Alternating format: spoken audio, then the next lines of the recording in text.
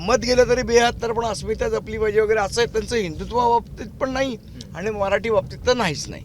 हिंदुत्वाबाबतीत पण नाही म्हणताय तुम्ही. बघा, ते म्हणतात की आम्ही हिंदू मराठी आहोत. त्यांनी हिंदू मराठी महापौर बसवला ना. अहो, मराठी महापौर बसवला नसतं तर पुढच्या वेळेला मराठी लोकांनी आता जेवढं मतदान केलं तेवढंही केलं नसतं त्यांना.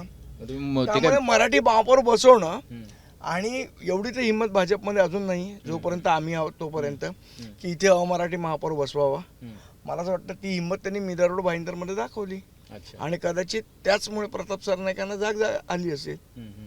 बघा, दुसरा एक मुद्दा त्यातला आहे की त्यांनी ही हिंमत दाखवली, पण दुसऱ्या बाजूला तुम्हाला कल्पना आहे की संजय निरुपम जे शिवसेनेचे खासदार होते, अखंड शिवसेनेचे, आता ते शिंदेंसोबत गेले. मंत्री शिवसेनेचेच आहेत शिंदेंच्या.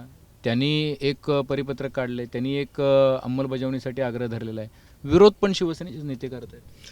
तर मला असं वाटतं मी जेव्हा जेव्हा एकनाथ शिंदेंचं भाषण ऐकलं आहे किंवा त्यांचा काही इंटरव्ह्यू ऐकला आहे तेव्हा ऐकलं ते नेहमी म्हणतात की बाळासाहेबांची विचार घेऊन जाणारी ओरिजिनल शिवसेना त्यांची आहे. जर खरोखर ते असं मानत असतील तर संजय निरुपमच्या पार्श्वभागावर एक सणसणीत लाथ मारली पाहिजे शिंदेंनी, जर खरोखर बाळासाहेबांचे विचार मानत असतील तर. शिकूया AI ची क्रांती. चला करूया MSCIT. आजच नजीकच्या MSCIT केंद्रात आपला प्रवेश निश्चित करा.